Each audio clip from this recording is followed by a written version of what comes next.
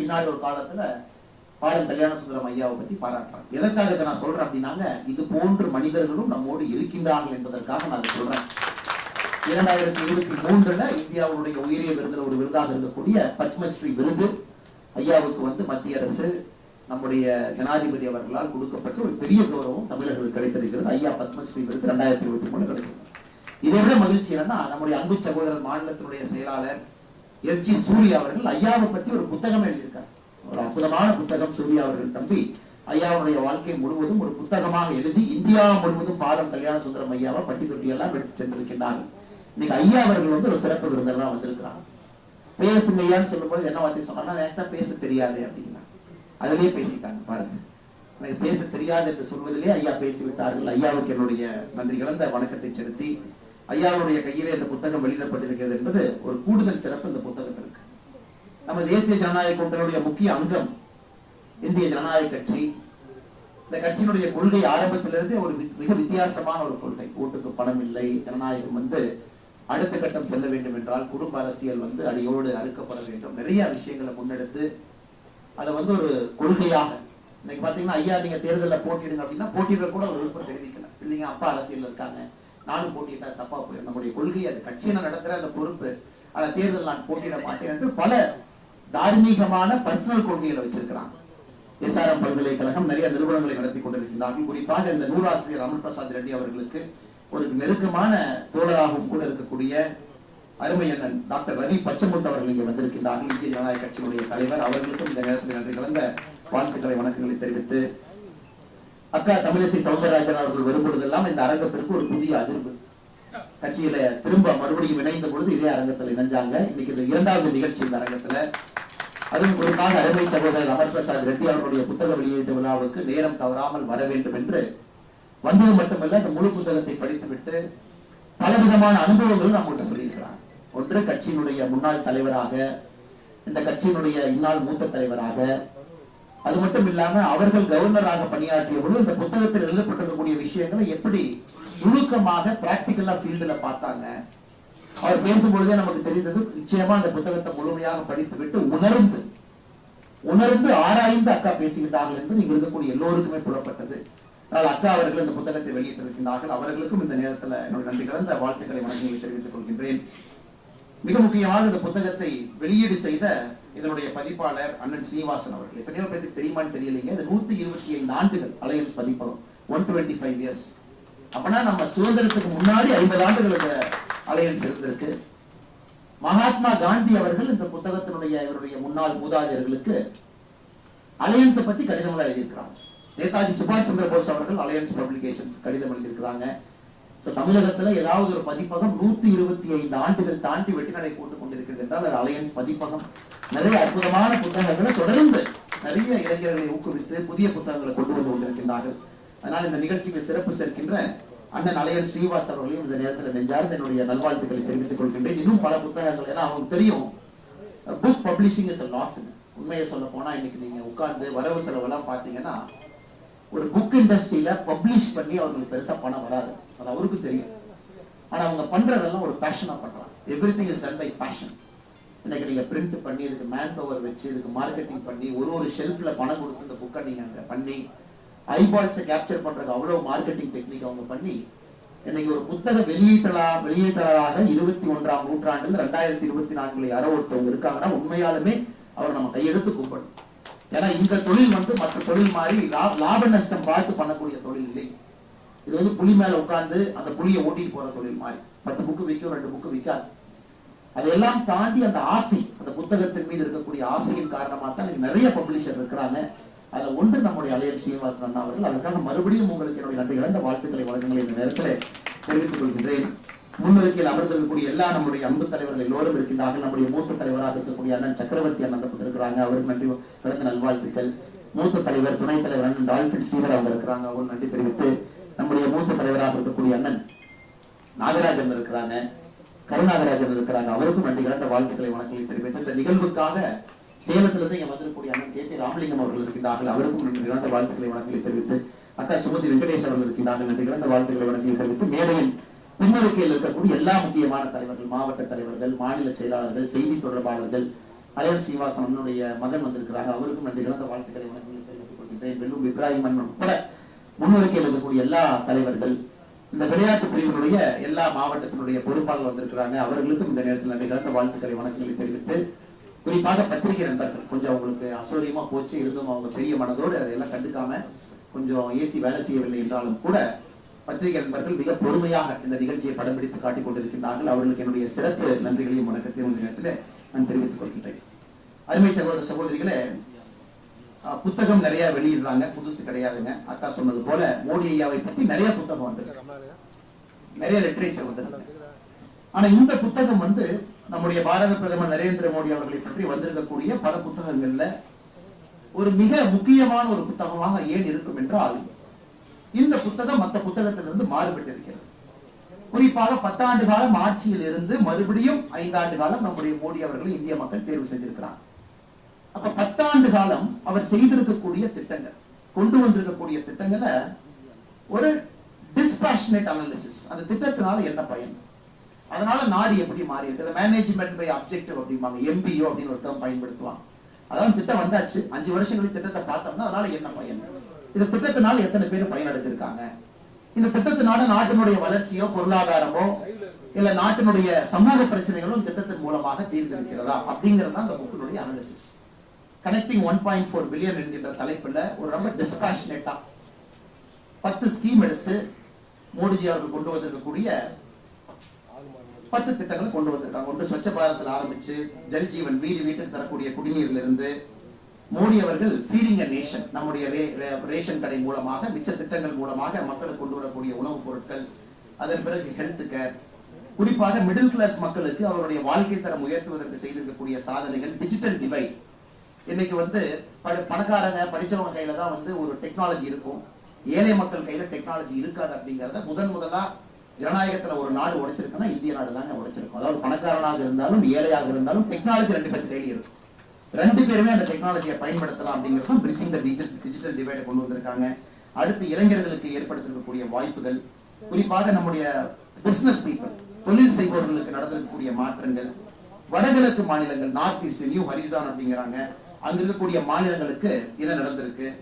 ட்ரெபஸ்ட்ரி of heritage 10வது தலைப்பு பார்த்தீங்கன்னா முக்கியமான தலைப்பு, நம்முடைய கலாச்சாரத்தை எப்படி மையப்படுத்தி இந்த ஆட்சி நடந்திருக்குன்னு 10 வித்தியாசமான கோணத்தை அனலைஸ் பண்ணிருக்காங்க.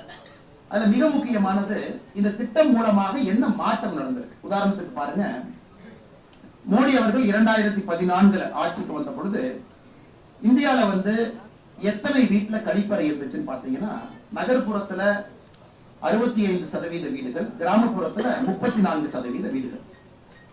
இப்ப மோடி அவர்கள் 2022 டேட்டா எடுத்திருக்கிறாங்க, 2022 வரைக்கும் நகர்ப்புறத்துல கிராமப்புறத்துல நாம் கட்டி இருக்கக்கூடிய கழிப்பறைகள், சானிடேஷன் அப்படிங்கிற தலைப்புல நேஷனல் டேமேஜ் காஸ்ட், ஒருவேளை கழிப்பறைகள் கட்டப்படாமல் இருந்தால் 2015 இருக்கக்கூடிய அதே டேட்டா 2022 இருந்தா நம்ம நாட்டுக்கு எவ்வளவு பொருளாதார இழப்பு ஏற்பட்டிருக்கும் அப்படிங்கறத கால்குலேட் பண்றாங்க. பர்சன்டேஜ் ஆஃப் ஜிடிபி இது பாத்தீங்கன்னா கிட்டத்தட்ட ஜிடிபியே $4 ட்ரில்லியன் ஜிடிபி, இதுல 8% டேமேஜ் காஸ்ட் நமக்கு வந்திருக்கும். அப்படின்னா நீங்க 4.1 ட்ரில்லியன்ல 8% போட்டு பாருங்க, அவ்வளவு சுகாதாரம் சம்பந்தப்பட்ட பிரச்சனைகள் நமக்கு வந்திருக்கும். மருத்துவமனைக்கு போயிருப்போம், செலவு பண்ணிருப்போம். சோ இதுதான் அனாலிசிஸ், டேமேஜ் காஸ்ட். இதனால என்ன மாற்றம், ஒரு டாய்லெட் கட்டி இருக்கிறதுனால இந்தியாவில் என்ன மாற்றம் வந்திருக்கு, கிராமப்புறத்துல எந்த மாற்றம் வந்திருக்கு அப்படிங்கிற அளவுல அந்த புக்கை கொண்டு போயிருக்காங்க. அதே போல எல்லா வீடுகளுக்கும் நாம குடிக்கிற தண்ணி பைப்பு மூலமா குடிக்கிறோம் அப்படிங்கிறோம். ஒரு நோபல் லாரெட் மைக்கேல் கிரமர் அவங்களை கோட் பண்றாங்க, எனக்கு இந்தியாவில் இந்த சேஃப் ட்ரிங்கிங் வாட்டர், குடிக்கிற தண்ணி பாதுகாப்பான தண்ணி பைப்பு மூலமா போறதுனால இன்னைக்கு குறிப்பாக எத்தனை குழந்தைகள் பாதுகாப்பான தண்ணி குடிக்கிறனால அவங்களுடைய மொர்டாலிட்டி ரேட், அவருடைய இறப்பை குறைச்சிருக்கிறாங்கன்னு பாத்தீங்கன்னா, இன்னைக்கு ஒரு வருடத்திற்கு 2 வயசுக்குள்ள இருக்கக்கூடிய குழந்தைகள் 1,36,000 குழந்தைகள் இறப்பு தடுத்திருக்கணும். ஏன்னா சுத்தமான குடிநீர் நீர் அவங்களுக்கு கிடைக்குது, அந்த குழந்தை கிடைக்குது, வீட்டுக்கு கிடைக்குது. இது போன்ற பல விஷயங்கள் இந்த புக்கினுடைய சிறப்பம்சம். நம்முடைய முன்னாள் ஆளுநர் அக்கா தமிழிசை சவுந்தரராஜன் அவர்கள் சொன்னது போல பிராக்டிக்கலா சில இடத்துல பயனாளிகளுடைய பேட்டி, அவங்களுடைய வாழ்க்கை எப்படி மாறி இருக்கு, இந்த திட்டம் அவங்களுக்கு எப்படி பயன்படுது, இதன் மூலமாக என்ன ஒரு புதிய அவங்களுடைய வாழ்க்கை தரத்தை எப்படி உயர்த்தி இருக்கிறாங்க, அது இந்த புத்தகத்தினுடைய சிறப்பு. நிறைய புத்தகங்கள்ல பாத்தீங்கன்னா அவங்க அந்த ஆத்தருக்கு அந்த அப்ஜெக்டிவிட்டி இருக்காது. ஒரு 10 ஆண்டு காலம் முடிந்த பிறகு ஒரு 10 திட்டங்களை எடுத்து முழுமையாக அதை கண்காணித்து ஆராய்ந்து உலகத்தில் இருக்கக்கூடிய நிபுணர்கள் எல்லாம் அந்த திட்டத்தை பத்தி என்ன சொல்லியிருக்கிறாங்க அப்படிங்கிறத தொகுத்து ஆசிரியர் பெருமக்கள் நமக்கு அந்த புத்தகத்தை எழுதி கொடுப்பதற்கான வாய்ப்பு குறைவு. ஆனா இங்க நம்முடைய அருமை சகோதரர் அமர் பிரசாத் ரெட்டி அவர்களும் சஜித் லோகேஸ்வரன் அவர்களும் இருவரும் இணைந்து இந்த பெரிய காரியத்தை பண்ணியிருக்கிறாங்க. 10 ஆண்டுகள் கழித்த பிறகு எப்படி இருக்கு அப்படின்னு. இது நிறைய பேருக்கு ரொம்ப முக்கியம். இன்னைக்கு அரசியலை பொறுத்த வரைக்கும் 5 ஆண்டுகளுக்கு ஒரு முறை மக்களை நாம பார்க்கும் பொழுது மக்கள் எப்பொழுதும் கேட்கிறது புதுசா என்ன பண்ண போறீங்க அப்படின்னு. ஏன்னா ஜெனரலா ஓட்டர்ஸ்க்கு ஒரு ஜனநாயகத்துல எப்பொழுதுமே எவ்வளவு செய்திருந்தாலும் கூட அவங்க திருப்தி பட மாட்டாங்க. உண்மைதான், திருப்தி படக்கூடாது. அவங்க புதுசா கேட்கணும். ஏன்னா திருப்தி பட்டுட்டாங்க அப்படின்னா நம்ம அடுத்த இடத்தை நோக்கி நகர்வதற்கான வாய்ப்பு இல்லை என்ற அர்த்தம். எப்பொழுதுமே வாக்காளர் பெருமக்கள் கேட்கணும், அடுத்து என்ன பண்ண போறீங்க, என்ன செஞ்சீங்க அப்படிங்கறத தாண்டி அடுத்து என்ன செய்ய போறீங்க. So politics is always forward looking. இப்ப செஞ்சிருப்போம், அடுத்த 5 வருஷங்க, அடுத்த 5 வருஷங்க, இப்படியே தான் அரசியல் போகும். அப்படி இருந்தாலும் கூட நாம் செய்திருப்பது மக்களுக்கு பிரயோஜனமா இருக்கா இல்லையா அப்படின்னு யாராச்சும் ஒரு அனாலிசிஸ் பண்ணணும். அது வந்து நடந்திருக்கு. எனக்கு தெரிஞ்ச இந்த புத்தகத்துக்கு இன்னும் ஒரு 5 ஆண்டுகள் கழிச்சதுக்கு ஒரு ஃபாலோ அப் தேவைப்படும். மறுபடியும் இந்த திட்டங்களை மறுபடியும் அவர்கள் மறுபடியும் அனலைஸ் பண்ணி, ஏன்னா அன்னைக்கு நாம சேச்சுரேஷன் நோக்கி போயிருப்போம். 99%, சில திட்டங்கள் 100% மக்களை சென்றடைந்திருக்கும். இன்னும் நிறைய பாப்புலர் லிட்டரேச்சர் வந்திருக்கும். நிறைய பேர் வித்தியாசமான கோணத்துல திட்டத்தை பார்த்திருப்பாங்க. அப்படி இருக்கும் பொழுது இன்னும் 5 ஆண்டுகள் கழித்து இந்த புத்தகத்துக்கு நிச்சயமா ஒரு ஃபாலோ அப் தேவைப்படும். இன்னும் இதை கொஞ்சம் எக்ஸ்பேண்ட் பண்ணி டேட்டா கொஞ்சம் அப்டேட் பண்ணி, இன்னைக்கு 2022க்கான டேட்டா இதுல இருக்கு. நம்ம 2024 ஆரம்பத்துல இருக்கும். எப்பவுமே டேட்டா பாத்தீங்கன்னா கவர்மெண்ட் ஆஃப் இந்தியா 1 இயர் லேகா இருக்கும். அதை இன்னும் 5 ஆண்டுகள் கழித்து முழு தொகுப்பாக மோடி அவர்கள் 15 ஆண்டுகள் முடிந்திருக்கும் பொழுது இன்னும் சிறப்பாக 2வது புத்தகம் வரும். அதற்கு முன்னோடியாக இந்த புத்தகம் வந்திருப்பதா தான் நான் பாக்குறேன். இது பாகுபலி 1ன்னு வச்சுக்கோங்களேன். கட்டப்பா யாரு பொண்ணா அப்படிங்கிற மாதிரி ஒரு சஸ்பென்ஸ் வச்சு முடிச்சிருக்கிறாங்க. அதனால கட்டப்பா எப்படி செத்தாங்க அப்படிங்கிறது அடுத்த இன்னும் 5 இயர்ஸ் கழிச்சுதான் நம்ம வெயிட் பண்ணணும். அது 2வது புத்தகத்தில் அது வரும் என்கின்ற முழு நம்பிக்கை எனக்கு இருக்கு. 2வது, இந்த புத்தகத்தை எத்தனை பேர் படிப்பாங்க? ஆனஸ்டா என்கிட்ட கேள்வி கேட்டீங்கன்னா, இன்னைக்கு புத்தகம் படிப்பவர்களுடைய எண்ணிக்கை குறைந்து கொண்டிருக்கு. ஏன்னா நம்ம எல்லாருமே சொல்றோம், இன்னைக்கு சோசியல் மீடியாவை யார் பயன்படுத்துறீங்களோ, ஒரு இளைஞனுடைய அட்டென்ஷன் ஸ்பேன் 40 செகண்ட்ஸ். 40 செகண்ட்குள்ள நீங்க ஒரு மெசேஜை கொடுத்தா மட்டும்தான் ஒரு இளைஞன் அந்த மெசேஜை கிரகித்து இதுதான் மேட்டர் அப்படின்னு புரிஞ்சுக்குவாங்க. அரசியலாக இருக்கட்டும், மார்க்கெட்டிங்கா இருக்கட்டும், ஒரு பெரிய பொருளாதாரம் யாராக இருந்தாலும் கூட அந்த 40 செகண்டுக்குள்ள அந்த மெசேஜ் எப்படி கொடுக்கணும், அதைத்தான் நீங்க போட்டி. அதை ரீல் போடுறதா, இல்ல இது மாதிரி போடுறதா, இல்ல யூடியூப் ஷார்ட்ஸ் போடுறதா, இல்ல எப்படி ட்விட்டரை பயன்படுத்துறது, இன்ஸ்டாகிராமை பயன்படுத்துறது, எப்படி 40 செகண்ட்ஸ்க்குள்ள மெசேஜ் கொடுக்குது பாருங்க. நாம எல்லாம் பள்ளிக்கூடத்துல படிக்கும் பொழுது 45 நிமிஷம் சொன்னாங்க. அதனாலதான் ஸ்கூல் பீரியட் 45 மினிட்ஸ் இருந்துச்சு. 45 நிமிஷத்துக்கு மேல அந்த குழந்தைக்கு கிரகிக்கக்கூடிய திறன் இருக்காது அப்படிங்கிறனால 45 மினிட்ஸ்க்கு அப்புறம் ஒரு பீரியட். இன்னைக்கு உண்மையை சொல்ல வேண்டும் என்றால் வெரி டிஸ்ட்ராக்டட் வேர்ல்டு. ஒரு புத்தகத்தை எடுத்து 2-3 பேஜுக்கு மேல எத்தனை இளைஞர்கள், குழந்தைகள், பெண்கள், தாய்மார்கள் டிஸ்ட்ராக்ஷன் இல்லாம ஒரு 10வது பேஜுக்கு போக முடியும், டிஸ்ட்ராக்ஷன் இல்லாம 20வது பேஜுக்கு போக முடியும் கேட்டீங்கன்னா very few people can read it. அதனால 2வது மிக முக்கியமானது, புத்தகம் வந்திருக்கு. இன்னைக்கு நாம் எதற்காக பாரதிய ஜனதா கட்சியினுடைய அலுவலகத்துல, சென்னை அலுவலகத்துல நம்ம கட்சியினுடைய ஒரு பொறுப்பாளராக இருக்கக்கூடிய அமர் பிரசாத் ரெட்டி அவர்களுக்கு இந்த இடத்தை கட்சி எதற்காக இங்கே கொடுத்து இந்த நிகழ்ச்சி இங்க நடத்துறோம் அப்படின்னாங்க, இதை என்கரேஜ் பண்ணோம். பாரதிய ஜனதா கட்சியில் இன்னும் புத்தகங்கள் நிறைய பேர் எழுதணும் அப்படிங்கிற செய்தி இதன் மூலமாக நாங்கள் தெரிவிக்கிறோம். நிறைய எழுதுங்க, கட்சி அலுவலகம் உங்களுக்காக இருக்கிறத பயன்படுத்திக் கொள்ளுங்க, எக்ஸ்பர்ட்டை கூப்பிட்டுக்குங்க, வித்தியாசமான பார்வையா பாருங்க, கிராமப்புறத்தை பாருங்க, அரசியலை பத்தி எழுதுங்க. நிறைய புத்தகங்கள் வர வர ஒன்று புத்தகம் எழுதுறவங்களுக்கு முதல்ல கிளாரிட்டி கிடைக்கும். ஆனா வாழ்க்கையில 3 விஷயம் கஷ்டம். ஒன்று கல்யாணம் பண்றது, 2வது வீடு கட்டுறது, 3வது புத்தகம் எழுதுறது. இந்த 3 மிக மிக கடினமான வேலை. இந்த கல்யாணம் பண்றது பாத்தீங்கன்னா நம்ம கான்ட்ரிபியூஷன் ரொம்ப குறைவா இருக்கும். அப்பா அம்மா, அந்த பக்கம் அப்பா அம்மா இருப்பாங்க, அவங்க எல்லாம் பார்த்து நிறைய மேரேஜ் அரேஞ்ச் மேரேஜ்ல இருக்கிறனால இப்போதைக்கு ஆவரேஜா கல்யாணம் நடந்துரும். மாப்பிள்ளையோ பொண்ணோ ஒரு பொண்ணை பாத்துக்கிறாங்க, மாப்பிள்ளையை பாத்துக்கிறாங்க, கல்யாணத்தன்னைக்கு போறாங்க, அவ்வளவுதான். சோ அதுல நம்ம கான்ட்ரிபியூஷன் கம்மியா இருந்தாலும் தந்தை தாய்க்கு அது கஷ்டம் அப்படிங்கிறத நம்ம சொல்றோம். இந்த கல்யாணம் பண்றது தந்தை தாய்க்கு கஷ்டம். யாரோ ஒருத்தர் லவ் மேரேஜ் பண்ணிக்கிறாங்கன்னா அதுக்குள்ள போவே விரும்பல, எவ்வளவு கஷ்டம் அவங்களுக்கு தெரியும். சோ கல்யாணம் பண்றது ரொம்ப கஷ்டம். 2வது வீடு கட்டுறது. நீங்க வீட்டை ஆரம்பிக்கும் போது ஒரு மாதிரி போவீங்க, வீட்டை முடிக்கும் போது ஒரு மாதிரி போவீங்க. ஆரம்பிச்சதுக்கு முடிச்சதுக்கு சம்பந்தம் இருக்காது. காரணம் காலம் மாறி இருக்கும், சூழ்நிலை மாறி இருக்கும். அவங்கதான் பல்ல கடிச்சுட்டு அந்த வீட்டை கட்டி முடிச்சிருப்பாங்க. 3வது புத்தகம் எழுதுவது. ஏன்னா புத்தகம் பாத்தீங்கன்னா உண்மையை சொல்ல வேண்டும் என்றால், யார் இங்கே புத்தகம் எழுதி இருக்கின்றீர்களோ, நீங்க ஆரம்பிச்சது ஒரு மாதிரி இருக்கும், இடையில தாட்டு மாறும், கொஹரன்ஸ் மாறும். நீங்களே பாதி புத்தகம் எழுதுனதுக்கு அப்புறம் உங்களுக்கே உங்க புத்தகத்தை பிடிக்காது, மறுபடியும் புத்தகத்தை முதல்ல இருந்து எழுதுவீங்க. பப்ளிஷர் நிறைய பிரச்சனை பண்ணுவாங்க. சோ ஒரு புத்தகம், முதல் புத்தகம் ரொம்ப கடினம். 2வது 3வது உங்களுக்கு வந்துடும். ஏன்னா you know the tricks of the trade. ஆனால் 3 கடினமான விஷயங்கள் வாழ்க்கையில, அதுல மிக முக்கிய கடினம் இந்த புத்தகத்தை எழுதுவது. அந்த புத்தகத்தில் எழுதக்கூடிய சாதனையை செய்திருக்கக்கூடிய இருவருக்கும் என்னுடைய நெஞ்சார்ந்த நல்வாழ்த்துக்களை இந்த நேரத்தில் தெரிவித்துக் கொள்கின்றேன். இன்னும் நிறைய புத்தகத்தை எழுதுங்க, நிறைய விஷயங்களை பாருங்க, வித்தியாசமான ஒரு கோணத்துல பார்வையில பாருங்க. அதையெல்லாம் பார்த்தால் மட்டும்தான் நிறைய லிட்ரேச்சர் வேணும் சார். தமிழ்நாடு பொறுத்த வரைக்கும் இன்னைக்கு நாம் இருக்கக்கூடிய இந்த சித்தாந்தம், நாம் சார்ந்திருக்கக்கூடிய சித்தாந்தம், நாம் செய்யக்கூடிய அரசியல் வெற்றி பெற வேண்டும் என்றால் நிறைய லிட்ரேச்சர் இந்த பக்கம் வரணும். திராவிடியன் பாலிடிக்ஸ் பாத்தீங்கன்னா லிட்ரேச்சர் அதிகமா இருக்கு, நிறைய இருக்கு. கிட்டத்தட்ட 70 ஆண்டு காலமாக நிறைய புத்தகங்கள் எழுதியிருக்கிறாங்க, பேச்சுக்கள் இருக்கு, நிறைய பப்ளிக் கன்சம்ஷன் இருக்கு. இந்த பக்கம் நீங்க அவர்களை தாண்டி நீங்க அரசியலை ஜெயிக்க வேண்டும் நினைச்சீங்கன்னா இந்த பக்கம் லிட்ரேச்சர் நிறைய வரணும், புத்தகங்கள் நிறைய வரணும், நிறைய எழுத்தாளர்கள் உருவாகணும், நிறைய பேச்சுக்கள் பப்ளிக் போரத்தில் இருக்கணும். இது போன்ற மேனேஜ்மெண்ட் அப்ஜெக்டிவ் MPO ஒரு திட்டத்தை எடுத்து அனலைஸ் பண்ணி மக்களுக்கு ரத்தின சுருக்கமாக எதற்கு முக்கியமான திட்டம் என்று சொல்லும் அளவுக்கு ஒரு புத்தகம் இருக்கணும். அதனால் இளைஞர்கள் நிறைய நீங்க புத்தகத்தை எழுத வேண்டும் என்கின்ற அன்பான வேண்டுகோள் இந்த நேரத்தில் வைக்கின்றேன். கடைசியா பத்திரிகை நண்பர்கள் வந்திருக்கிறாங்க. அரசியல் பேசணும், அரசியல் பேசாம நாம் இருக்க முடியாது. ஏன்னா ஒரு புத்தக வெளியீட்டு விழாவாக இருந்தாலும் கூட பத்திரிகை நண்பர்களுக்கும் நம்முடைய அன்பு சொந்தங்களுக்கும் கூட சில விஷயங்களை தெளிவுபடுத்துவதற்கு ஒரு வாய்ப்பு. இன்னைக்கு தமிழிசைக்கா அலுவலகத்துக்கு வந்தாங்க, அதே நேரத்துல இன்னொரு தலைவர் அலுவலகத்துக்கு வந்தார். அண்ணா இங்க இருக்கிறாங்க. அண்ணா இப்ப திருநெல்வேலியில இருந்து வர்றேன், உங்களுக்காக அல்வா வாங்கிட்டு வந்திருக்கேன், அல்வா கொடுத்தாங்க. சரிங்க ரைட், அந்த அல்வா புரியுங்க, இது எல்லாத்தையும் இப்பவே சாப்பிடுவோம். அதனால அக்கா காரணம் நான் இல்ல, அல்வா கொடுத்தவர் அவருதான். அவரும் திருநெல்வேலியில இருந்து அல்வா கொண்டு வந்தார். அப்பவே அந்த அல்வாவெல்லாம் உடைச்சு நாம் அனைவரும் அமர்ந்து சாப்பிட்டு விட்டு வந்தோம். இது நகைச்சுவையாக இருந்தாலும் கூட இது பாத்தீங்கன்னா பிரிட்டிஷ் காலகட்டத்தில இருந்து கிட்டத்தட்ட மிக நெடிய காலகட்டத்துல நம்ம குறிப்பா அந்த பட்ஜெட்டை பொறுத்த வரைக்கும் யாராவது அந்த பட்ஜெட் பேப்பர்ஸை பாதுகாக்கணும், சீக்கிரசி வெளியே போகக்கூடாது, பிரிண்ட் பண்றவங்களுக்கு தெரிஞ்சிடும். அதனால சில பேர் பாத்தீங்கன்னா அந்த பட்ஜெட் பிரிண்டிங் ரூம்குள்ளேயே தங்கிக்குவாங்க, அவங்க வெளியே வர முடியாது. அவங்க ரூம்ல போட்டு அடைச்சு வச்சிருவோம். பார்லிமெண்ட்டுக்கு அந்த பட்ஜெட் பேப்பரோட தான் திறந்தெல்லாம் வெளியே வருவாங்க. அது ஒரு ட்ரெடிஷன், இந்த அல்வா செய்யக்கூடிய ஒரு ட்ரெடிஷன். அதனால அவர்களோடு இந்த அண்டை எல்லாம் பரிமாறி இதெல்லாம் பட்ஜெட் ப்ராசஸ் எல்லாம் முடிஞ்சு வெளியே வந்த பிறகு மறுபடியும் அவர்களுக்கு உணவளித்து. அதனால இன்னைக்கு என்ன ராகுல் காந்தி அவங்க புரிஞ்சுக்கலாம், இந்த பட்ஜெட்டுங்கிறது பல பேர் சேர்ந்து உருவாக்கி இருப்பது, யாரோ ஒரு பேர் 2 பேர் சேர்ந்து உருவாக்குனது இல்லைங்க. நிதியமைச்சர் அவர்கள் பாராளுமன்றத்துல பட்ஜெட்டை பிரசன்ட் பண்றாங்க. அதெல்லாம் நல்லா புரிஞ்சுக்கணும். அந்த வார்த்தையா பாத்தீங்கன்னா presenting a budget. So it is not making a budget.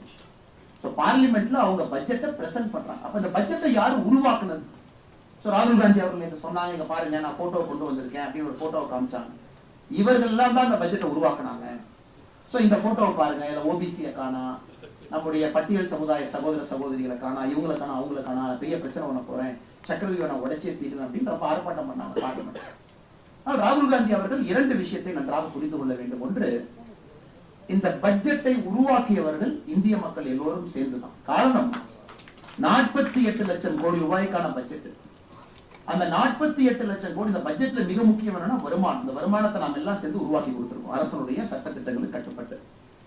அதான் பல பேரு பல ப்ராசஸ் இன்டராக்ஷன்ல கவர்மெண்ட்டுக்கு வந்து பல விதத்துல போகுது. ஒரு மினிஸ்ட்ரி டிமாண்ட் வைப்பாங்க, ஒரு அமைச்சரவையும் கேட்பாங்க, அதெல்லாம் போகும். சிஐஐ வைப்பாங்க. நம்ம போன்ற சாதாரண மக்கள் நாங்க ஏகப்பட்ட சஜஷன் நாம கொடுக்குறோம், கட்சி சார்பா பொதுமக்கள் கொடுக்குறீங்க. அதெல்லாம் போன பிறகு அது பல லெவல்ல டிஸ்கஸ் ஆகி அது பட்ஜெட்னு ஒன்று உருவாகி அதை பிரசன்ட் பண்றாங்க. ஆனால் ராகுல் காந்தி அவர்களை பொறுத்தவரை அவர் என்ன நினைச்சிட்டாங்கன்னா அது காங்கிரஸ் கட்சி ஆபீஸ் நினைச்சிட்டாங்க. அதாவது ஒரு 4 பேர் உட்கார்ந்து இந்தியாவை இத்தனை காலமாக எப்படி ஆண்டார்களோ அது போலதான் பட்ஜெட்டை செய்வாங்களாட்டு இருக்கு. 4 பேர் உட்கார்ந்து அல்வா சாப்பிட்டு பட்ஜெட்டை பண்ணி நம்ம கையில கொடுத்துட்டாங்க. அடிப்படை புரிதல் என்பதே ராகுல் காந்தி அவர்களுக்கு இந்த பட்ஜெட்டை பொறுத்தவரை குறைவு. இரண்டாவது, ஒரு விஷயத்தை நன்றாக புரிந்து கொள்ள வேண்டும். பண்டிட் ஜவஹர்லால் நேரு அவர்கள் எல்லா மாநில முதலமைச்சர்களுக்கு கடிதம் எழுதினாங்க, நான் ரிசர்வேஷனை அப்போஸ் பண்றேன், ரிசர்வேஷன் வந்துட்டாவே குவாலிட்டி வராது அப்படிங்கிறது ஜவஹர்லால் நேரு அவர்கள் லெட்டர்ல மாநிலத்தினுடைய முதலமைச்சர்களுக்கு எழுதியிருக்கிறாங்க. அவருடைய தந்தையார் ராகுல் காந்தியுடைய தந்தையார் ராஜீவ் காந்தி அவர்கள் மண்டல் கமிஷனுடைய அறிக்கையை எதிர்த்தார். காரணம் மண்டல் கமிஷனை கொடுத்துட்டீங்கன்னா it will open up a can of worms அப்படின்னா. மண்டல் கமிஷன் அறிக்கையை மட்டும் ஏத்துக்கிட்டோம்னா ஒரு புழு இருக்கக்கூடிய டப்பாவை திறந்து விட்டுருவீங்க, இதெல்லாம் இந்தியாவுடைய ஒருமைப்பாட்டை கெடுத்து விடும், ரிசர்வேஷனா கொடுக்க கூடாது. இது ராகுல் காந்தி அவர்களுடைய குடும்பத்துல 2 நபர்கள் ஒரு ரிசர்வேஷன் நேரடியாக எதிர்த்தாங்க. ஒருத்தவங்க மண்டல் கமிஷன் ரிப்போர்ட்டையே சமர்ப்பிக்க கூடாது. அதன் பிறகு விபி சிங் ஐயா வந்து அதை சமர்ப்பிச்சாங்க. எல்லாருக்கும் தெரியும் மண்டல் கமிஷன் ரிப்போர்ட் யாரு காலத்துல உருவானுச்சு, அது யாரை கொண்டு வந்தாங்க, எதற்காக காங்கிரஸ் கட்சி அதை தாக்கல் செய்யவில்லை என்பது எல்லோருக்கும் தெரியும். அது வந்த பிறகுதான் முதலா ஓபிசி அப்படிங்கிற கிளாசிபிகேஷன்ல ஐஏஎஸ் அதிகாரிகள் ஐபிஎஸ் அதிகாரிகள் ரெக்ரூட் ஆகிறாங்க மண்டல் கமிஷன் ரிப்போர்ட் வந்த பிறகு.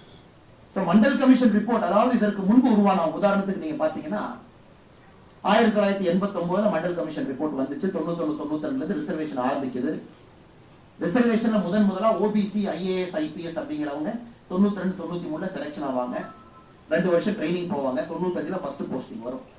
அவங்க செக்ரட்டரி எப்ப வந்திருப்பாங்க, ஓபிசி அப்படின்னு எப்ப வந்திருப்பாங்கன்னா 2015 தான் செக்ரட்டரியே ஆரம்பிச்சிருக்கும். 2020 தான் செக்ரட்டரி ஆரம்பிச்சிருக்கும். ஏன்னா செக்ரட்டரியாக போவாங்க அவங்க 25 வருஷம் கிராஸ் பண்ணிருக்கணும். அப்ப இது எப்ப ஓபிசி ரிசர்வேஷன் இந்தியால வந்துச்சு? மண்டல் கமிஷன் ரிஃபார்ம் வந்த பிறகு. அது வந்த பிறகுதான் ஒரு ஐஏஎஸ் அதிகாரிக்கு ஓபிசிங்கிற முத்திரை கொடுக்க முடியும். அதற்கு முன்னாடி ஓபிசி அதிகாரியாக இருந்தாலும் கூட அவர் ஓபிசிங்கிறத கேப்சர் பண்ணாத ஃபார்ம். எந்த ஃபார்ம்லயும் அவங்க கிளாஸ் கேட்க மாட்டாங்க, ஓபிசி கேட்க மாட்டாங்க. ஜெனரலா எஸ்சி எஸ்டி ரிசர்வ்டான்னு கேட்பாங்க. ஓபிசி என்பது வந்ததே 90 ஆரம்ப காலத்துல. அப்படி இருக்கும் பொழுது மத்திய அரசுல போய் நீங்க செக்ரட்டரி ஒரு கூகுள் டேட்டா பேஸ் எடுத்து செக் பண்ணி அல்லது நம்ம டிஓபிடி போர்ட்டல்ல போய் ஓபிசி அதிகாரிகள் எத்தனை பேர் இருக்காங்க நீங்க கவுண்ட் பண்ணி பார்த்தீங்கன்னா அது ஆரம்பிப்பதே 92-93 பேட்ச்ல இருந்து ஆரம்பிக்கும். நன்றாக நாம் புரிந்து கொள்ள வேண்டும். அதனால ராகுல் காந்தி அவர்களுக்கு அடிப்படை செய்தி என்ன அப்படின்னா, இந்த ஓபிசி ரிசர்வேஷன் எப்ப வந்துச்சு, அதை தடுத்தது யார், அது தாமதமாக ஏன் வந்தது, அதன் பிறகு எப்ப இருந்து சிவில் சர்வீஸ் ரெக்ரூட்மெண்ட்ல ஆரம்பிச்சது, அதன் பிறகு ஒரு செக்ரட்டரியா வரணும் அப்படின்னா எத்தனை வருஷம் வேணும்? 25 ஆண்டுகள் வேண்டும். அது மத்திய அரசுல நீங்க ஒரு உயரிய பொறுப்புல போய் உட்கார்றீங்கன்னா அந்த பேட்ச்ல சீனியர் மோஸ்டா இருப்பாங்க. பேட்ச்னுடைய முதல் 4-5 போஸ்ட்ல இருப்பாங்க. இது எல்லா மக்கள் முன்னாடி குழப்பி ஒரு பார்லிமெண்ட்ல போய் பேச வேண்டும் என்பதற்காக தன்னுடைய பொறுப்பை எல்லாம் துறந்து என்ன வேண்டுமானாலும் நான் பேசுவேன், மக்கள் அதை கேட்பார்கள் என்று ராகுல் காந்தி அவர்கள் பேசிக் கொண்டிருக்கிறார்கள். அது அந்த நேரத்தில் இது போன்ற லிட்டரேச்சர் வருவது இன்னொரு பாராட்டக்கூடியது. காரணம், இந்த பெசிமிசம் பாலிடிக்ஸ்ல ரொம்ப கஷ்டங்க. குறிப்பா நம்ம இருக்கோம். எனக்கு என்ன வேணாலும் பேசலாம். உதாரணத்துக்கு ராகுல் காந்தி அவர்கள் விவசாய பெருமக்களை பார்லிமெண்ட்டுக்குள்ள கூப்பிட்டு அவங்க எல்லாம் பார்லிமெண்ட்டுக்குள்ள வரணும். விவசாய பெருமக்களுக்கு பாராளுமன்றத்திற்குள்ளே வருவதற்கு முழு உரிமை இருக்கு. முதல் உரிமை அவங்களுக்கு தான் இருக்கு. வந்தவங்க ஒரு 1000 பேர் வர்றாங்க, 100 பேர் தான் உள்ள போக முடியும் தடுத்தீங்கன்னா எப்படி விவசாயிகள் நீங்க தடுக்கலாம்? இதை வச்சு ஒரு பாலிடிக்ஸ். அல்லது விவசாயிகள் பாராளுமன்றத்துக்குள்ள 100 பேர் வந்துட்டாங்க, அப்போசிஷன் லீடர் சேம்பருக்கு போறாங்க, சேம்பர்ல ராகுல் காந்தி அவர்கள் விவசாயிகளை சந்திக்கிறாங்க அப்படின்னா உடனே என்ன சொல்லுவாங்கன்னா, நாங்கள் ஆட்சிக்கு வந்தால் அல்லது எங்களுடைய கோரிக்கை முழுவதுமாக எல்லா விவசாய பொருட்களுக்கும் மினிமம் சப்போர்ட் பிரைஸ் நம்ம கொடுப்போம். மினிமம் சப்போர்ட் பிரைஸ் தாண்டி பிரச்சனை அது இல்லைங்க.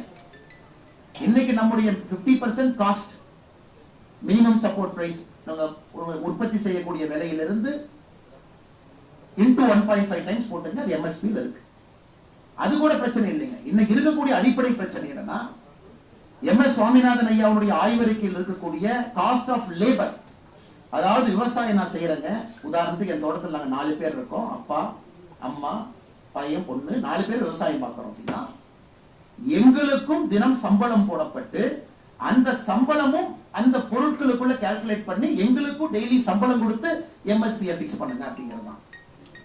பட் இன்னைக்கு அது நம்ம செஞ்சோம் அப்படின்னாங்க 80% விவசாய பொருட்களுக்கு மட்டுமே அது கிட்டத்தட்ட 48 லட்சம் கோடி ரூபாய்க்கு மேல வரும். 48 lakh crore மேல வரும். ஆனா இன்னைக்கு நீங்க மோடி ஐயா இங்கிருந்து இல்ல உடனடியா நாங்க எல்லா பொருளுக்கும் எம்எஸ்பி எம்எஸ் சுவாமிநாதன் ஐயாவுடைய ஆய்வறிக்கையின்படி முழுமையா நான் காஸ்ட் ஆஃப் லேபர்ல இருந்து லேண்டுக்கு ஒரு வாடகை கொடுத்து, லேண்டுக்கு வாடகை, வேலை செய்யறவங்களுக்கு சம்பளம் எல்லாத்தையும் போட்டு பொருளுக்கு ஒரு ரேட்டை பிக்ஸ் பண்ணுங்க அப்படின்னு ராகுல் காந்தி அவங்க சொல்றாங்கன்னா, நாம தாக்கல் செய்திருக்கக்கூடிய பட்ஜெட்டை விட, பட்ஜெட்டே 48 லட்சம் கோடி, அதை விட அதுக்கு பணம் கொடுக்கணும். பணம் எங்க இருக்குங்க? இவ்வளவு பணத்தையும் நீங்கள் குறைந்தபட்ச ஆதரவு விலைக்கு ஒரு அரசு கொடுத்து விட்டால் எப்படி அரசு ஒரு அரசாங்கத்தை நடக்க முடியும்? இங்கதாங்க பிரச்சனை. இந்திய அரசியலை பொறுத்தவரை இதுதான் பிரச்சனை. இது மக்கள்கிட்ட விலைக்கு சொல்வதற்கு யாருக்குமே நேரம் இல்லை. ராகுல் காந்தி அவர்கள் பார்லிமெண்ட்ல சொல்றாங்க, நாங்க வந்தோம்னா எல்லாம் செஞ்சிருவோம், உடனே செஞ்சிருவோம். ஆனா பார்லிமெண்ட்ல எப்படிங்க செய்வீங்க? பணம் எங்க இருக்கு தெரியாது. நாங்க வந்தவுடன் எல்லாருக்கும் 1 லட்சம் ரூபாய் நாம கொடுத்துருவோம். அப்ப கிளாசிபிகேஷன் ஆஃப் புவர் என்ன? சுரேஷ் டெண்டுல்கர் கமிட்டி ரிப்போர்ட் எடுத்துக்கங்க. சுரேஷ் டெண்டுல்கர் கமிட்டி ரிப்போர்ட் கிட்டத்தட்ட 40 கோடி புவர்ங்கிறாங்க. இதற்கு முன்னாடி இவங்களுடைய ஆட்சியில வந்திருக்கக்கூடிய வேறு வேறு அறிக்கை எடுத்தீங்கன்னா குறைந்தபட்சமாக வந்திருப்பது 21 லட்சம் கோடி புவர் அப்படிங்கிறாங்க. அப்ப நீங்க ஒருத்தருக்கு நாங்க 1 லட்சம் ரூபாய் கொடுக்க போறோம், எந்த கமிட்டி ரிப்போர்ட் எடுத்து இந்த கமிட்டியில வந்திருக்கக்கூடிய குறைந்தபட்சமா அவங்க சொல்லிருக்கிற நம்பர் எடுத்தா 21 லட்சம் கோடி ரூபாய் வேணும். ஆனா பட்ஜெட் போறதே 48 லட்சம் கோடி. அதுல 3 லட்சம் கோடி ரூபாய் பெண்களுக்கும் குழந்தைகளுக்கும் ஒதுக்கப்பட்டிருக்கிறது. 1,52,000 கோடி ரூபாய் விவசாய பெருமக்களுக்கு, டிஃபென்ஸுக்கு 1.5 லட்சம் கோடி, எஜுகேஷனுக்கு 90,000 கோடி, 50,000 கோடி, ஹெல்த்துக்கு, இதெல்லாம் நீ கூட்டு கழிச்சு பார்த்தா ஒரு நாட்டை நடத்தணும். அதனால் நாட்டை நடத்த தகுதி இல்லாதவர்கள், நாட்டை நடத்த தெரியாதவர்கள் வாய்க்கு வருவதை பேசுவதுதான் ராகுல் காந்தி அவர்களுடைய பேச்சு. இதை கூலா கால்குலேட் பண்ணி ஒரு 5 நிமிடம் யோசிச்சு நீங்க பேசுனீங்கன்னா உங்களுக்கு தெரியும் இதெல்லாம் சாத்தியம் இல்லாத விஷயம். இன்னைக்கு பிரச்சனை என்ன?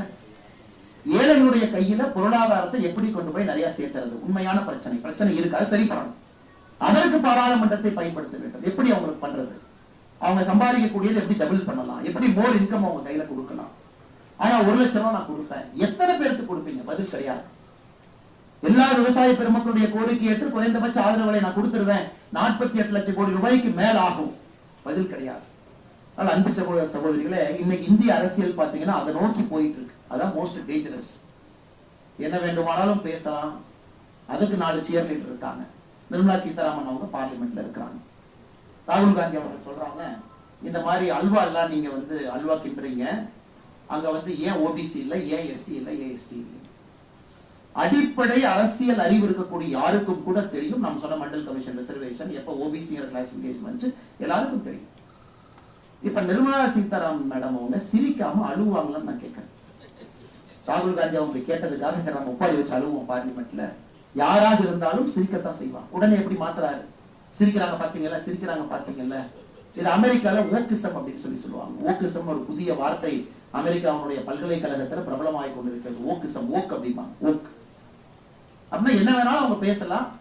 நீ பேசுறது தப்புன்னு சொன்னா அது எப்படி என் கருத்துரிமையை நீ நசிக்கலாம்னு சொல்லிட்டு திரும்ப அந்த குரூப் கேட்கும். அதனால அமெரிக்கால யாரும் பேசுறதுக்கே போறது இல்லை. நீங்க போய் ஒரு கொலம்பியாவோ ஒரு ஹார்வர்டோ போய் 4 பேர் ஆர்ப்பாட்டம் பண்ணிட்டு இருப்பான். ஏன்னா அவனுக்கு அறிவு இல்லையா, இதெல்லாம் எப்போதுக்கு ஆர்ப்பாட்டம் பண்ணேன்னு கேட்டா, அப்ப என் கருத்து சுதந்திரத்தை நீ மதிக்கலையா, என் குரலுடைய நீ அடுக்கிறியா, அப்ப உடனே இவன் அட்டாக் பண்ணா எல்லாரும் சேர்ந்து இவனை வில்லன் ஆக்கிடுவாங்க. இந்த ஓக்கரவு. இன்னைக்கு ராகுல் காந்தி அவர்கள் இந்த ஓக்கிசத்தினுடைய தலைமை தலைவராக இருக்கிறார். இந்த ஓக்கிசம் குரூப்பினுடைய முதல் தலைவராக நான் என்ன வேண்டுமானாலும் நான் பேசுகிறேன். அதுதான் இன்னைக்கு இந்திய அரசினுடைய ஒரு துரதிருஷ்டவசமான ஒரு விஷயம். ஒரு எதிர்கட்சி தலைவராக இருப்பவர் தன்னுடைய பொறுப்பை எல்லாம் மறந்து அரசியல் பேசுவதற்காக நான் என்ன வேண்டுமானாலும் பேசுவேன் என்று ராகுல் காந்தி அவர்கள் பேசுவார். நாம் தெளிவாக இருக்கின்றோம். இந்த பட்ஜெட்டை பார்த்தீங்கன்னா மோடி அவர்கள் தெளிவா சொல்லிட்டாங்க. 303 இருந்த பொழுதும் நம்முடைய கொள்கை ஒன்றுதான், 240 இருக்கும் பொழுது நம்முடைய கொள்கை ஒன்றுதான் என்பதில் இந்த பட்ஜெட்ல மோடி அவர்கள் மிக தெளிவாக சொல்லிட்டாங்க. என்ற வளர்ச்சி, இந்த நாட்டினுடைய வளர்ச்சிக்காக மட்டும்தான் பாரதிய ஜனதா கட்சி இருக்கும். வளர்ந்த இந்தியா 2047 வளர்ந்த பாரதத்திற்கு தான் இந்த பட்ஜெட் அடித்தளம் அமைக்கும் என்பதை மிக தெளிவாக இந்த பட்ஜெட்ல மற்றும் ஒரு முறை இந்த பட்ஜெட்ல பத்திரிகை நண்பர்கள் இங்க இருக்கிறாங்க. ஒரு நண்பர்களுக்கு ஒரே ஒரு விஷயத்தை மட்டும் இந்த நேரத்தில் நான் பகிர்ந்துக்கிறேன். இது எவ்வளவு பெரிய பட்ஜெட். நாங்க இதுவரைக்கும் சுதந்திர இந்தியாவுடைய சரித்திரத்துல தனியார் நிறுவனம் ஒரு மனிதனை வேலைக்கு எடுத்தா அந்த தனியார் நிறுவனத்திற்கு 1 மாத சம்பளத்தை அரசு கொடுத்தது கிடையாது. நல்ல யோசனை. கம்யூனிஸ்ட் கட்சி செய்வாங்க. இன்னைக்கு ஒரு தனியார் நிறுவனம் இந்தியாவில் இருக்கிறாங்க.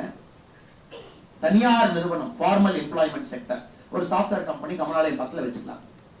அவங்க அடுத்த மாசம் ரெக்ரூட் பண்ற எம்ப்ளாயில ஒரு எம்ப்ளாயி ரெக்ரூட் பண்றாங்க அந்த கம்பெனில. அந்த எம்ப்ளாயினுடைய 1 மாத சம்பளத்தை அப்பர் லிமிட்டோட மத்திய அரசு அந்த கம்பெனி கொடுக்கும். அந்த ப்ரொடக்ஷன் லிங்க்டு இன்சென்டிவ் இத்தனை காலமா இருந்துச்சு. நீங்க ஒரு பொருள் உற்பத்தி பண்ணீங்கன்னா கமிஷன் இவ்வளவு வரும், அரசு உங்களுக்கு திரும்ப ரிபேட் கொடுக்கும். PLI, இப்ப தமிழ்நாட்டு உற்பத்தி ஆகக்கூடிய பாதி எல்லா செல்போனும் PLI மூலமாக தான் நடக்குது. இந்த பட்ஜெட்ல முதலாக எம்ப்ளாயி லிங்க்டு இன்சென்டிவ் ELI நோக்கி நடந்திருக்கக்கூடிய முதல் சவுத் அமெரிக்கன் கண்ட்ரீஸை தாண்டி ஒரு தேசம் என்ன நம்முடைய நாடு. Every employment generated in formal sector 1 month salary upper limit ஓட அது ஒரு கண்டிஷன் வச்சிருக்காங்க. 1 லட்சம் ரூபாயை தாண்டக்கூடாது, 3 இன்ஸ்டால்மெண்ட்ல 5000 கொடுப்பாங்க.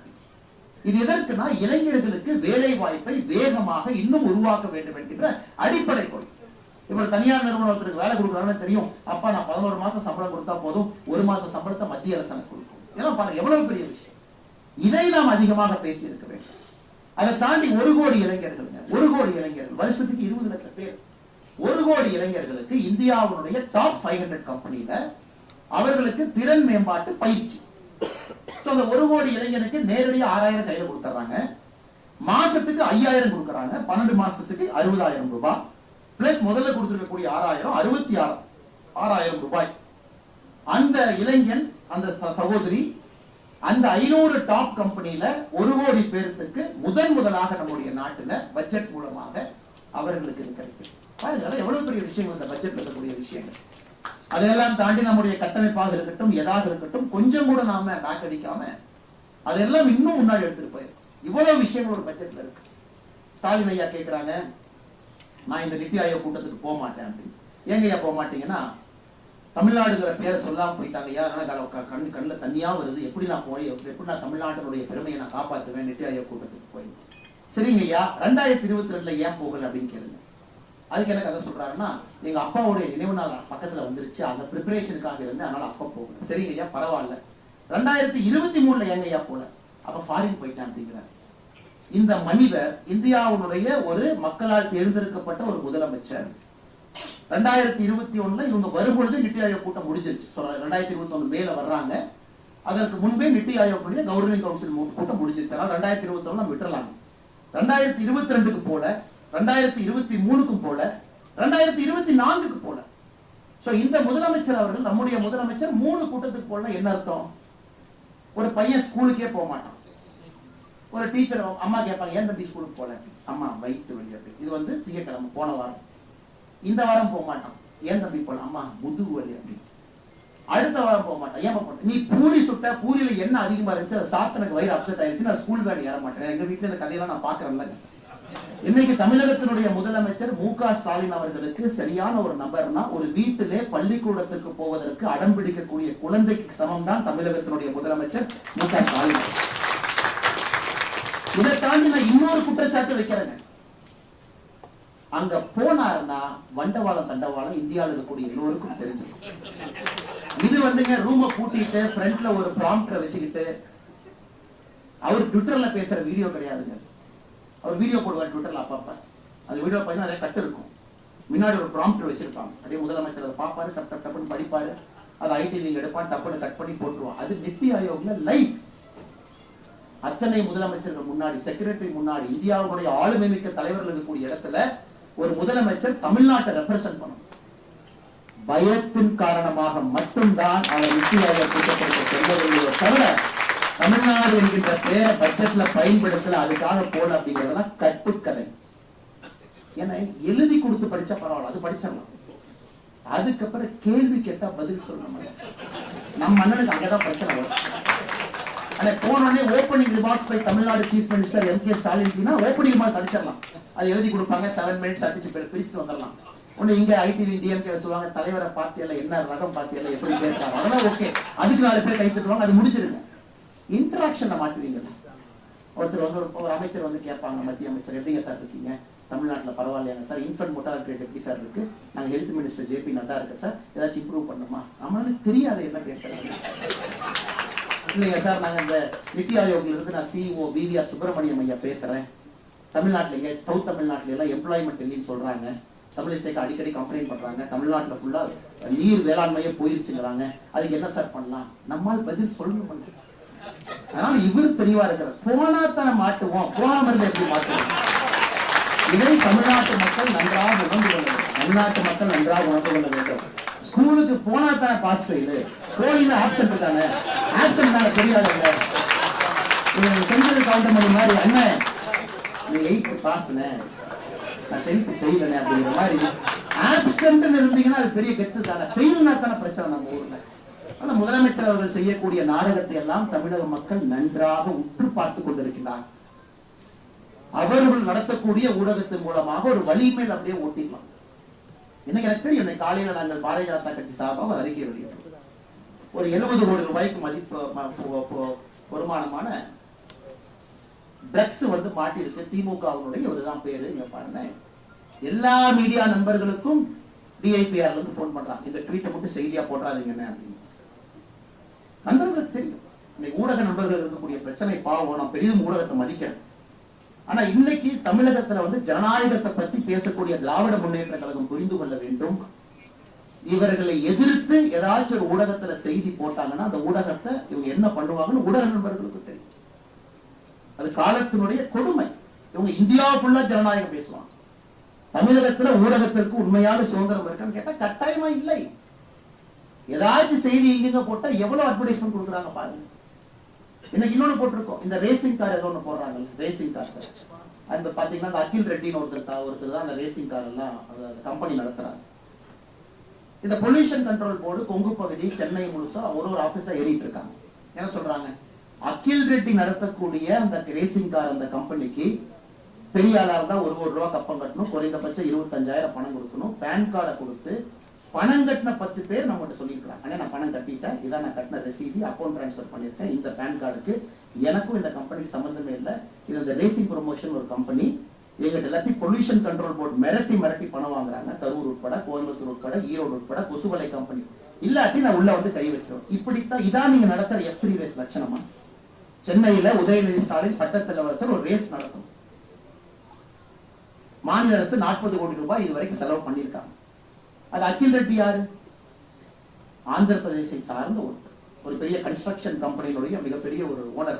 நீங்க அகில் ரெட்டி கூகுள் பண்ண தெரியும் அவங்க அப்பா யாருன்னு. இந்தியாவுடைய பணக்கார வரிசையில முதல் 5ல் இருக்கிறாங்க இந்தியாவில். நான் பேர் சொல்ல விரும்பல. அந்த பாண்ட் எல்லாம் நீங்க பாத்தீங்கல்ல, எலக்ட்ரல் பாண்ட் எல்லாம், அவர் ஒரு பெரிய குடும்பத்தை சார்ந்தவர். அவர் உதயநிதி ஸ்டாலின் நண்பர். இதை தமிழ்நாடு மக்கள் புரிஞ்சுக்கணும். இதாங்க நம்ம அரசியல் நம்ம பேசுறது இதுதான். இது மக்கள் புரிஞ்சுக்கணும். இந்த F3 ரேஸ் அவங்க நடத்துற ரேஸ்னால யாருக்கு என்ன வெங்காயம் என்ன பிரயோஜனம்? வீடு இல்லாதவங்களுக்கு வீடு வருதா? நீ எல்லாத்துக்கும் எல்லா வீட்லயும் தண்ணி கொடுத்துட்டீங்களா? சென்னையில இவ்வளவு ஸ்லம் இருக்கு, வீடு கட்டி கொடுத்துட்டியா நீ? இல்ல மத்திய அரசுடைய திட்டத்தை எல்லாம் வீடு வீட்டுக்கு எடுத்துட்டு போய் கொடுத்துட்டியா? இதுக்கு ஒரு F3 கார ரேச கொண்டாந்து நிறுத்துறானுங்க. அது கூட ஒரு 4 பேர் இங்க நிக்கிறான், 4 பேர் இங்க நிக்கிறான். அது சம்பந்தம் இல்லாம ஒரு தேர்ட் பார்ட்டி கம்பெனி வந்து நடத்துது. அந்த கம்பெனி பொல்யூஷன் கண்ட்ரோல் போர்டு போய் மிரட்டி அந்த கம்பெனிக்கு 25,000 இருந்து 1 கோடி ரூபாய் வரைக்கும் வசூல் பண்றான். அதனாலதான் நாங்கள் இந்த அறிக்கை விட்டிருக்கின்றோம். அந்த கம்பெனி அக்கௌண்ட்டை பப்ளிஷ் பண்ணட்டும். கடந்த 6 மாத காலமாக அந்த கம்பெனி உதயநிதி ஸ்டாலின் நேர்மைன்னு சொன்னா, திராவிட முன்னேற்ற கழகம் நேர்மைன்னு சொன்னா, அந்த ரேசிங் ப்ரொமோஷன் கம்பெனி நாங்க இதோட பேன் கார்டு நம்பரோட கொடுத்திருக்கோம். அந்த கம்பெனி வெளிப்படையாக நாளைக்கு காலையில இதாங்க 6 மாசம் எங்களுடைய அக்கௌண்ட், இதுக்குள்ள எங்களுக்கு தமிழ்நாட்டுக்குள்ள 1 ரூபா பணம் வரலன்னு சொல்லிட்டு அடுத்த செகண்ட் அரசியல் விட்டு போயிடும். எத்தனை பேருக்கு மிரட்டி புடுங்கி ஊரா போய் பொல்யூஷன் கண்ட்ரோல் போர்டு வச்சு ரைடு விட்டு அந்த பணத்தை எல்லாம் இந்த ரேசிங் கண்ட்ரோல் கம்பெனிக்குள்ள போட வச்சு அதை ஒரு தேர்ட் பார்ட்டி கம்பெனி மாதிரி நடத்தி நீங்க F3 நடத்துறீங்கன்னா வெக்கமா உங்களுக்கு இல்லையான்னு ஒரே ஒரு கேள்வியை கேட்கிறேன். வெக்கமாக இருக்க வேண்டும். இது போன்ற நிகழ்ச்சியை நடத்துபவர்களுக்கு கேட்டா இது பெருமை. அதை விட இந்த புத்தகத்தில் நாங்கள் கொண்டு வந்திருக்கக்கூடிய திட்டங்கள் பெருமை. கழிப்பறையிலிருந்து, குடிநீரிலிருந்து, அவர்கள் கொடுக்கக்கூடிய மருந்திலிருந்து, இதெல்லாம் கஷ்டப்பட்டு கொடுக்கிறது சார். மக்களுடைய வரி பணத்தை சிந்தாம செதறாம திரும்ப மக்களுக்கு கொண்டு வந்து சேர்க்கிற வேலை சாதாரண வேலை இல்லை. அர்த்த சாஸ்திரத்துல கௌட்டில்யா சொல்றார், கரப்ஷனை டிஃபைன் பண்றார் கௌட்டில்யா. அதாவது ஒரு தேனை எடுத்து ஒருத்தர் கொடுக்கிறாரு, கையில கொஞ்சம் தேன் ஒட்டி இருக்கும், அதை நக்கி சாப்பிட்டா அது கரப்ஷன் இல்லைங்களா? கரப்ஷன் டெபினிஷன் அர்த்த சாஸ்திரம் கௌட்டில்யா சொல்றாரு. அதனால அந்த பணத்தை ஹேண்டில் பண்றவன் கொஞ்சம் அதை சாப்பிட்டுக்கலாம், அதான் ஓகே. அவனையும் சாப்பிட வேண்டாம் நீ சொன்னீங்கன்னா கவர்மெண்டே நடத்த முடியாது. ஆனா கௌட்டில்யாவே தோற்கடித்து தேனாக இருந்தாலும் அதை வலிச்சு அதை அந்த பாத்திரத்துல போட்டு நாட்டு மக்களுக்கு கொடுக்கக்கூடிய ஒப்பற்ற ஒரு தலைவர் இருக்காருன்னா பாரத பிரதமர் நரேந்திர மோடி. இவங்க நம்ம கிட்ட ஊழலை பத்தி, ஜனநாயகத்தை பத்தி, ஹியூமன் ரைட்ஸை பத்தி இவங்க பாடம் எடுத்துக் கொண்டிருக்கின்றார்கள். அதனால் பத்திரிகை நண்பர்கள் இருக்கும்போது இந்த செய்தியை சொல்ல வேண்டும் என்பது என்னுடைய ஆசை. அப்படி இருந்தும் பத்திரிகை நண்பர்கள் கஷ்டத்துல வேலை பார்க்கணும். நடுநிலை தவறாம மிகுந்த கஷ்டத்துல தான் அவங்களுடைய வேலை இருக்கு. ரொம்ப கஷ்டப்பட்டு தான் வேலை பார்க்கறாங்க. நியூஸ் என்ன போடணும் என்ன போடக்கூடாதுன்னு எத்தனையோ மிரட்டினாலும் கூட அதையெல்லாம் தாண்டி இன்னைக்கு பாரதிய ஜனதா கட்சி இந்த அளவுக்கு வளர்ந்து நிற்குதுன்னா தமிழகத்தினுடைய பத்திரிகை நண்பர்கள் தான் காரணம். எந்த மாற்று கருத்து இல்லை. அதை தாண்டி அந்த சத்திய சோதனை தாண்டி அவங்க வேலை பண்ணணும். அதனாலதான் நண்பர் அமர் அவர்கள் பேசும்போது அதற்காகத்தான் அந்த வார்த்தையை நான் பேசுறேன். காரணம், ஒரு பத்திரிகையை குறை சொல்லிட்டு அடிச்சுட்டு போறது ரொம்ப ஈஸி. நிறைய பேர் கை தட்டுவாங்க. நீங்க பாத்தீங்கன்னா எப்பவுமே பவரை திட்டீங்கன்னா மக்கள் அதிகமா கை தட்டுவாங்க. போலீஸை திட்டணும், பவர் யாருக்கு இருக்கோ அவங்களை திட்டினா தான் எதிர்கட்சிக்கு எப்பொழுதுமே கைத்தட்டுறது அதிகமா கிடைக்கும். போலீஸை திட்டு, ஜெர்னலிஸ்ட் திட்டு, கவர்மெண்ட் திட்டு மக்கள் எப்பவும் பாராட்டுவாங்க. ஆனா அந்த பத்திரிகையை திட்டுவதற்கு முன்பு நம்ம ஒரு விஷயத்தை உணர்ந்து கொள்ள வேண்டும். எவ்வளவு கடினமான ஒரு சூழ்நிலையில பத்திரிகை நண்பர்கள் வேலை பார்க்கறாங்க. அதிலும் பாரதிய ஜனதா கட்சிக்கு ஒரு பெரிய ஊடக வெளிச்சத்தை கொடுத்திருக்கிறாங்க. அதிலும் குறிப்பாக அமர் பிரசாத் ரெட்டி போன்றவர்களுக்கு ஒரு பெரிய ஊடக வெளிச்சத்தை நம்முடைய பத்திரிகை நண்பர்கள் கொடுத்திருக்கிறாங்க. அதுல நிறைய பிரச்சனைகள் வரத்தான் செய்யும். ஏன்னா ஆத்தரை பத்தி 2 வார்த்தை சொல்லி நான் முடிச்சுக்கணும். காரணம் அதை சொன்னா தப்பா போயிடும். நிறைய பேர் சொல்லுவாங்க அண்ணாமலை வந்து அமர் பிரசாத் ரெட்டி க்ளோஸ் அப்படின்னு. உங்களுக்கு தெரியும், இன்னைக்கு தமிழிசைக்கா தான் கட்சி கூட்டு வந்தது. இது ஒரு பெரிய உண்மையை வந்து தமிழிசைக்கா தன்னுடைய சொந்த வாயிலேயே சொல்லிட்டாங்க. தமிழிசை அக்கா தான் திருமணமும் செஞ்சு வச்சாங்க. அதுவும் அக்காவே சொல்லிட்டாங்க. நான் கோவிட் சமயத்துல ஒரு சின்ன பிரச்சனைக்காக ஹெல்த் மினிஸ்ட்ரியில ஒரு டாக்குமெண்ட் மூவ் பண்ணணும் அப்படிங்கிறதுக்காக கேட்டேன். அப்ப அட்வைசர் இருந்தார், அஸ்வினி குமார்ஜிக்கு அட்வைசரா இருந்தார். மிக வேகமா ஒரு 16 crore உனக்கு மூவ் பண்ணி கொடுக்கணும், வேகமா ஒரு கன்சைன்மெண்ட் வரணும், தமிழ்நாடு அரசுக்கு வர வேண்டியது ஸ்ட்ரக் ஆகிருக்கு ஒரு மனிதாபிமான அடிப்படையில். அது வேகமாக செஞ்ச பொழுது இவரை பார்த்து ஒரு கவர்மெண்ட் ஆஃப் இந்தியாவில் இந்த பியூரோக்ரஸி எல்லாம் தாண்டி யாரோ ஒரு இளைஞர் இவ்வளவு வேகமா செயலாற்ற முடியுது. அதுக்கப்புறம் ஒரு காஃபி குடிக்கணுமே சொல்லிட்டு நான் கூப்பிட்டேன். இந்த மாதிரி அண்ணாமலைங்க உங்களுக்கு பார்க்கணும், வாங்க ஒரு காஃபி சாப்பிடுவோம் அப்படின்னு. ஸோ முதல் முறையாக இந்த வேலை முடிந்த பிறகு கூப்பிட்டு அவர்கிட்ட ஒரு காஃபி குடிச்சதுக்கு அப்புறம் நான் சொன்னேன், எந்த ஊருன்னு கேட்டா இந்த மாதிரி எனக்கு ரெட்டின்னு சொன்னே கொஞ்சம் கன்ஃபியூஷன் ஆயிடுச்சு. முதல்ல ஒரு தெலுங்கானாவா, ஆந்திராவா, தமிழ்நாடாவா, எனக்கு பெருசா பழக்கம் இல்லை. நான் ஒரு ஃபார்மல் ரோல் வர்றதுக்கு முன்னாடி சத்தியமா எனக்கு பெருசா பழக்கம் இல்லை. இவர் சொன்ன இல்லைங்க பிரதர், நான் இங்க தான் தமிழ்நாடு தான், எங்க அப்பா வந்து அங்க பிறந்தாங்க, இறந்துட்டாங்க, அம்மா இங்க வந்தாங்க. நான் சொன்னேன், நீங்க எல்லாருமே இந்த மாதிரி டெல்லியில போய் நான் ஏபிஎஸ்ஆ வேலை செய்யறேன், அட்வைசரா வேலை செய்யறேன் அப்படின்னா கட்சி எப்படி வளரும்? அது போல நான் பல பேர்த்த கொண்டு வந்தேன். பிருத்திவின்னு ஒரு தம்பி இருந்தார், அவரையும் அதே போல ஏபிஎஸ்ஆ இருந்தார். அவரையும் சொன்னேன், இந்த ஏபிஎஸ் வேலையெல்லாம் ஆகாது, ரிசைன் மட்டும் முதல்ல தமிழ்நாடு வந்து சேருங்க, கட்சி வளர்த்துவதற்கு பாடுபடுங்க, அதுக்கப்புறம் பெரிய பொறுப்பு வரும்பொழுது நீங்க திரும்ப டெல்லிக்கு போங்க. இன்னைக்கு ஏன் இளைஞர்கள் போய் அசிஸ்டன்ட் பிரைவேட் செக்ரட்டரியா நீங்க மத்திய அமைச்சர்களுக்கு வேலை பார்க்கறீங்க? உங்கள் நேரம் எல்லாம் இங்க கொடுங்கன்னு சொல்லிட்டு இழுத்துட்டு வந்தவர் இவ்வளவு ஒருத்தர். அதன் பிறகு எனக்கு தெரியும் அமர் பிரசாத் ரெட்டி அவர்கள், அவருடைய துன்பம் எனக்கு தெரியும். இன்னைக்கு தமிழ்நாட்டில் எப்பவுமே நான் டிடிவி தினகரன் ஐயா அடிக்கடி மேடையில் சொல்லுகின்ற வழக்கம், the most miss understood politician ஒரு வார்த்தையை சொல்லுவேன். டிடிவி தினகரன் நீங்க பர்சனலா பழகினா ஒரு வேறு மனிதர், பப்ளிக்ல வேற இமேஜ், அது கொஞ்சம் கொஞ்சமாக அந்த உண்மை வெளியே வந்து அது உடைந்து கொண்டிருக்கிறது. எனக்கு அதே போல ஒரு இமேஜ் அமர் பிரசாத் ரெட்டி உடைத்து கொண்டிருக்கிறார். காரணம், ஒரு விஷயத்தை புரிந்து கொள்ள வேண்டும், அமர் பிரசாத் ரெட்டியை பொறுத்தவரை முடியாது என்கின்ற வார்த்தை கிடையாது. ஏதாவது செய்வார். ஒரு ஒரு கபடி மேட்ச் நடக்கணும், 51,000 டீமை கொண்டு வந்து தமிழ்நாடு முழுவதும் வச்சு நடத்துறதெல்லாம் சாதாரண வேலை இல்லைங்க. 234 தொகுதி. அதுல தமிழ்நாட்டில் இருக்கக்கூடிய கபடி அசோசியேஷன் ஆதரவு பாரதிய ஜனதா கட்சி கொடுத்த அந்த நிகழ்ச்சி நடந்துச்சு. தமிழ்நாடு கவர்மெண்ட்டை எதிர்த்து அமைச்சர் கபடி அசோசியேஷன் பாரதிய ஜனதா கட்சிக்கு ஆதரவு கொடுத்து மோடி கபடி நடத்தினார். இது ஒன்று பல விஷயம். ஆனால் இன்னைக்கு அமர் பிரசாத் ரெட்டியினுடைய பரிமாணம், ஒரு புதிய பரிமாணம், ஒரு எழுத்தாளராக, எழுத்தாளர் பார்த்தீங்கன்னா ஒரு ரிஃபைன்டு பர்சனாலிட்டி. அவர் ஒரு ஆத்தர் அப்படின்னாலே நம்ம வித்தியாசமா பார்ப்போம், ஏதோ படிச்சவராக இருக்கு அப்படின்னு. அதனால இன்னைக்கு அந்த பரிமாணத்துக்குள்ள வந்திருக்கிறாங்க. அதனால எப்பொழுதுமே இந்த மோடி அவர்களுக்கு பார்த்தீங்கன்னா அவர் லீடர் ஆவதற்கு காரணம் அவருடைய experience, positive and negative experience. நல்லது கெட்டதெல்லாம் சேர்ந்துதான் ஒரு மனிதனை பதப்படுத்தி தலைவனாக உருவாக்கும். ஒரு மனிதனுக்கு கண்டிப்பா வளரும் பொழுது கெட்டது நடந்தே ஆகணும். பத்திரிகை தாக்குதல் இருக்கணும். பத்திரிகையும் ஒரு பர்டிகுலர் ஆங்கிள் எழுதுறாங்க பாவம், ஏன்னா அவங்களுடைய சித்தாந்தம் அவங்களுக்கு இருக்கு. அதனால இன்னைக்கு இருக்கக்கூடிய இளைஞர்கள் யார் இன்னைக்கு நான் கஷ்டப்படுறேன், நான் ஊடக வெளிச்சத்தில் இருக்கேன், என் மேல நிறைய அட்டாக் இப்படி எழுதுறாங்க அப்படி எழுதுறாங்கன்னா தயவு செஞ்சு ஒரு வெல்கம் கிஃப்ட் எடுத்து, பிகாஸ் இட் இஸ் ஷேப்பிங். அது ஷேப் பண்ணல அப்படின்னா அந்த குச்சி வந்து நேரா வளராது, அப்படியே வளைஞ்சு போகும். அந்த மூங்கில் நேராக வர வேண்டும் என்றால் ஷேப் பண்ணும். இன்னைக்கு அமர் பிரசாத் ரெட்டி போன்ற பல இளைஞர்கள், சகோதரர் ரமேஷ் சிவா மேடையில் இருக்கிறாரு, நம்ம அண்ணன் பெப்பர்ஸ் நாச்சிய பண்ணங்க இருக்கிறாங்க, நிறைய இளைஞர்கள் நம்ம கட்சி நிறைய இருக்கிறாங்க. எல்லோருக்கும் பாத்தீங்கன்னா நிறைய அந்த கஷ்டத்துல அப்படியே போய்தான் மேல வர்றாங்க. கைதெல்லாம் எங்க உலகத்துல 22 நாள் ஜெயிலுக்கு யாராச்சும் கொடிக்கம்பத்தை தொட்டதுக்கு போவாங்க. 22 நாள் ஜெயிலுக்கு ஒரு கொடிக்கம்பத்தை தொட்டாங்க அப்படின்னு சொல்லி போவாங்க. அதை போன முதல் அது கின்னஸ் புக்ல ரெக்கார்டே போடணும். அமர் பிரசாத் ரெட்டி கொடிக்கம்பத்தை ஏதோ எடுத்தாங்க, நட்டாங்க, வரும்போது ஜேசிபி கண்ணாடி உடைச்சாரு அப்படின்னு 22 நாள் ஜெயிலுக்கு. அதனால இதெல்லாம் ஓகே, இதெல்லாம் பார்ட் ஆஃப் லைஃப். அதனால அது வருத்தப்படுவதற்கு ஒன்றும் இல்லை. எப்பொழுதுமே நான் சொல்வது, உங்களுக்கு அதிகாரம் வரும்பொழுது நீங்க இந்த தப்பை பண்ணாதீங்கன்னு அடிக்கடி சொல்லுவேன். குறிப்பா அந்த இளைஞர்கள் எல்லாம் பாத்தீங்கன்னா ஜெயிலுக்கு போயிட்டு வந்ததுக்கு அப்புறம் குறிப்பா நம்ம வீட்டுக்கோ அலுவலகத்துக்கோ கூப்பிட்டு உணவு கொடுப்பாங்க, அவங்களோட சாப்பிடுறது குடும்பத்தோடு ஒரு ஹேபிட்டா வச்சிருக்க நிறைய பேர் போயிட்டு வந்தவங்களை வீட்டுக்கு கூப்பிட்டு ஃபர்ஸ்ட் அட்வைஸ். ஏன்னா அவங்க பாத்தீங்கன்னா கோவமா இருப்பாங்க, அண்ணே நான் விட மாட்டேன், ஜெயிலுக்கு அனுப்பிட்டாங்க டிஎம்கே காரங்க, நான் வந்ததுக்கு அப்புறம் வச்சு செய்யறேன் பாருங்க, நானே அவங்களான்னு பாக்குறேன். முதல்ல சொல்ற தம்பி காம் டவுன், அவங்க தப்பு பண்ணாங்கன்னு நீ தப்பு பண்ண ஆரம்பிச்சா அதுக்கு எந்தே கிடையாது. முதல்ல இதை அக்செப்ட் பண்ணி ஃபர்ஸ்ட் அக்செப்ட், இந்த நேரத்தில் இது நடக்கணும், இது நடந்துச்சு. அடுத்தது உனக்கு பொறுப்பு வரும் பொழுது செய்ய மாட்டேன் அப்படிங்கிற சத்தியம் நீ பண்ணு. என் பொறுப்பு வரும்பொழுது நான் இதை பண்ண மாட்டேன். யாரோ 10 பேர் உங்களுக்கு அநியாயம் பண்ணியிருந்தாலும் கூட பொறுப்பு உங்க கையில வரும்பொழுது நீங்க அந்த தப்ப பண்ணா அப்புறம் அவருக்கும் நமக்கு என்ன வித்தியாசம்? எல்லாரும் ஒரே கூட்டையிலுடைய மட்டைகள் தான். அதனால அதே போல அமர் பிரசாத் ரெட்டி அவர்களோட குடும்பத்தை வீட்டுக்கு அழைத்த பொழுது அவருடைய குடும்பத்தை பார்த்து, குறிப்பா அவருடைய தாய், ஒரு மகன் மீது எவ்வளவு பாசம் இருக்குன்னு நீங்க அமர் பிரசாத் ரெட்டியினுடைய தாயை பார்க்கணும். அப்படியே ஒரு மாதிரி தங்கத்தை வச்சு சீராட்டுற மாதிரி சீராட்டிட்டு இருப்பாங்க. பார்க்கும் பொழுது அவங்க எல்லாம் கோபமா இருக்கும்போது ஒரே வார்த்தை மட்டும்தான் சொன்னேன், 20 ஆண்டுகள் கழித்து திரும்பி பார்க்கும் பொழுது இந்த கைது உங்கள் வாழ்க்கையை மாற்றிய ஒரு கைதாக இருக்கும். அதே போலதான் அந்த கைது. அதனால வருத்தப்படாதீங்க, 20 ஆண்டுகள் கழித்து இதற்கான பலன் கிடைக்கும். அது வரைக்கும் வேலை செஞ்சுட்டே இருக்கணும். நீ வீட்டுல பயிற்சி வேலைக்கு விட மாட்டேன், வெளியே போகாத, நீ பேசாத, கொஞ்சம் அமர்ந்து பேசு, பக்குவமா பேசு. எப்படி பேசுனீங்க அவரோட டபுள் மடங்கு பேசு. முதல் டைம் ஜெயிலுக்கு போனா தான் என் பையன், 2வது டைம் போனா எதுக்கு பையன்?